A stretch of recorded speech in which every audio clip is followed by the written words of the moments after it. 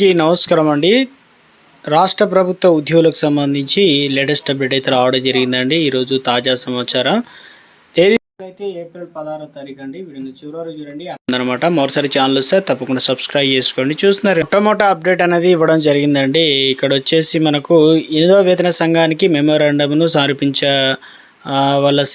గడువు అనేది ఈ నెల 30తో ముగియడంతో ఉద్యోగ సంఘాలు తమ ప్రతిపాదన సమర్పించాయన్నమాట. కేంద్ర ప్రభుత్వ ఉద్యోగ సంఘాలన్నిటికీ ఏకైక ప్రతిపాదనగా నేషనల్ కౌన్సిలింగ్ జాయింట్ ఏదైతే కన్సల్టెంట్ అంటే మెషినరీకి సంబంధించి ఉద్యోగుల తరపున ప్రతిపాదన అయితే అందించింది. కనీస వేతనం అనేది 69,000 రూపాయల నుండి ఇక ఉండాలని, అదేవిధంగా 3.83 ఫిట్మెంట్ ఫ్యాక్టర్ ఉండాలని చెప్పేసి 8వ వేతన సంఘ సిఫారసులు కొనసాగినంత కాలం ప్రతి ఏటా 6% ఇంక్రిమెంట్ ఇవ్వాలని కోరింది.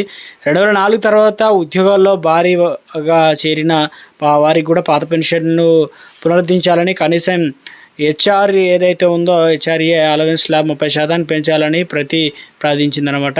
అదేవిధంగా ఈ ప్రాథమిక డిమాండ్లతో పాటు ప్రస్తుతం ఉన్న 18వ వేతన స్థాయి 7 స్థాయిలో ఏతిబద్ధీకరణకు సంబంధించి కుటుంబ యూనిట్గా పరిగణలోకి 7 వర్గాలకు విస్తరించాలని, 30 ఏళ్ల సర్వీస్ కాలాన్ని కనీసం 5 ఏళ్ల పదోన్నతులు కల్పించాలని చెప్పేసి ఇక్కడ అప్డేట్ అనేది ఇవ్వడం జరిగిందండి.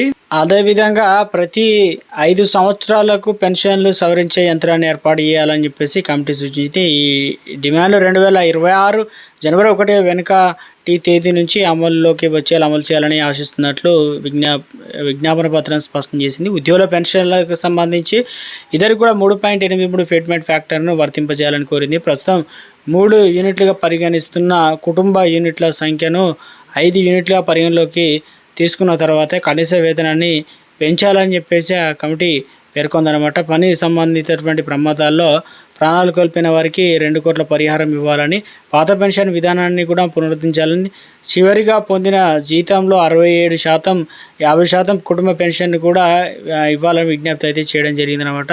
సో ఎందుకంటే తెలుగు రాష్ట్రాలకు సంబంధించి ఎంత ఇస్తారు ఏంటనేది ఫిట్మెంట్ ఫ్యాక్టరు, డిఏ కావచ్చు, కనీస వేతనాలు ఇవన్నీ కూడా ఆధారపడి ఉంటాయి. తెలుగు రాష్ట్రాల్లో మరి కేంద్రంలో కూడా ఉద్యోగాలు అయితే చేస్తుంటారు కాబట్టి ఏటా 6% ఇంక్రిమెంట్, పాత పెన్షన్ విధానం కొనసాగించాలి. అదేవిధంగా హెచ్ఆర్ఏ 30% పెంపు, 30 ఏళ్ల సర్వీస్ కాలం, కనీసం 5 ప్రమోషన్లు, 240 రోజుల ప్రసూతి సెలవులు, అదేవిధంగా 45 రోజుల ప్రతి సెలవులు అనేది 8వ వేతన సంఘానికి ఉద్యోగ సంఘాలు మెమోరాండం అయితే ఇవ్వడం జరిగిందండి. మరో అప్డేట్ అనేది ఇవ్వడం జరిగిందండి. ఆర్టీసీ ఉద్యోగులు చేస్తున్నటువంటి సమ్మె తక్షణమే స్పందించి వారి సమస్యలను పరిశీలన కాంగ్రెస్ అనుబంధ కార్మిక సంఘం ఐఎన్టీయూఎస్ పిసిసి అధ్యక్షుడు మహేష్ కుమార్ గౌడ్ను కోరింది. ఇక ఐఎన్టీయూఎస్ రాష్ట్ర ముఖ్య ఉపాధ్యక్షుడు మొగుళ్ళ రాజిరెడ్డి ఇక తదితరులు అయితే మొత్తానికైతే ఇందులో వచ్చేసి ఆధ్వర్యంలో బుధవారం ఆ సంస్థ నాయకులు, అనుబంధ సంఘాల నాయకులు, టీజీఎస్, ఆర్టీసీ జేఏసీ నాయకులు హైదర్గూడలోని ఎమ్మెల్యే క్వార్టర్స్లో మహేష్ కుమార్ గౌడ్ కలిసి వినతి పత్రాన్ని అందజేశారు. అనంతరం ఆర్టీసీ ఉద్యోగుల సమస్యలను, డిమాండ్లపైన కూడా చర్చించడం అయితే జరిగిందనమాట. మరో అప్డేట్ అయితే ఇవ్వడం జరిగిందండి. నామినేటెడ్ పోస్టుల భర్తీ జూన్లో జరగనున్నాయి. ఈ సందర్భంగా 2 ఏళ్ల పదవీ కాలం ముగిసిన వారిని మరో కొనసాగించాలని కీలక నిర్ణయం తీసుకున్నారు. వారి స్థానంలో కొత్త వారికి అవకాశం ఇవ్వనున్నారు. అదేవిధంగా పార్టీకి సంబంధించిన టీపీసీసీ వర్కింగ్ ప్రెసిడెంట్గా 4 నియమించనున్నట్లు ఒక అప్డేట్ అయితే ఇవ్వడం జరిగిందండి. మరొక అప్డేట్ అయితే ఇవ్వడం జరిగిందండి. సిరిసిల్ల సహకార విద్యుత్ సరఫరా ఏదైతే సంఘం రద్దుపైన రాష్ట్ర ప్రభుత్వం సమగ్రంగా వివరణలతో హైకోర్టులో బుధవారం కౌంటర్ దాఖలు చేసిందనమాట. సెస్ పాలకవర్గం అధికారం 20 నెలలు ఉండగానే సెస్ వ్యాపార లైసెన్స్ రెన్యువల్ చేయకుండా ఎన్పీడీఎస్ నిర్వహణ బాధ్యతను అప్పగించడం పైన సెస్ పాలకవర్గం హైకోర్టును అయితే ఆశ్రయించిందనమాట.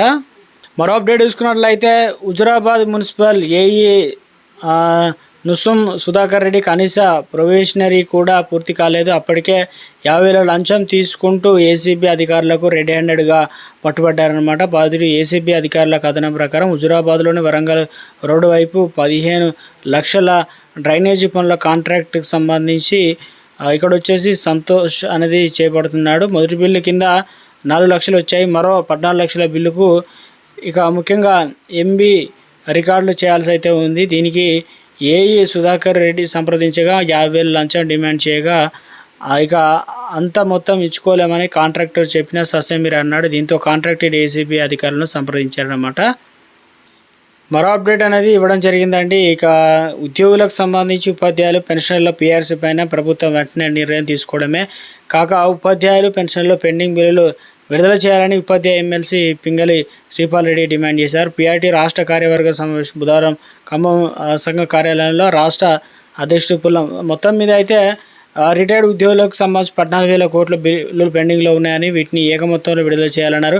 మేనిఫెస్టోలో పెట్టినట్టుగా 6 నెలల్లో పీఆర్సీ కూడా అమలు చేయాలి. డిఎల్ పెండింగ్ లేకుండా చెల్లిస్తామని హామీ నెరవేరకపోగా 5 డిఎల్ పెండింగ్లో ఉన్నాయని ఏప్రిల్ మొదటి వారం నుంచి హెల్త్ కార్డులు అమలు చేస్తామని చెప్పినాడికి 3వ వారం దాటినా అతిగతి లేదనే విధంగా ఉపాధ్యాయులు ఇక అదేవిధంగా విద్యారంగంలో సమస్యలపైన సీఎం రేవంత్ రెడ్డి ప్రభుత్వం పెద్దల దృష్టికి తీసుకెళ్లిన ఏ సమస్య పరిష్కారం కాకపోవడం శోచనీయమని అన్నారన్నమాట. సో మొత్తానికైతే ఒక అప్డేట్ అయితే ఇవన్నీ కూడా వెంటనే రిలీజ్ చేయాలనే విధంగా పీఆర్సీని వెంటనే నిర్ణయం తీసుకోండి అంటూ ఆకునూరి మురళి నివేదిక తిరస్కరిస్తుందా ఎమ్మెల్సీ శ్రీపాల్ రెడ్డి అంటూ ఒక అప్డేట్ ఇచ్చారండి.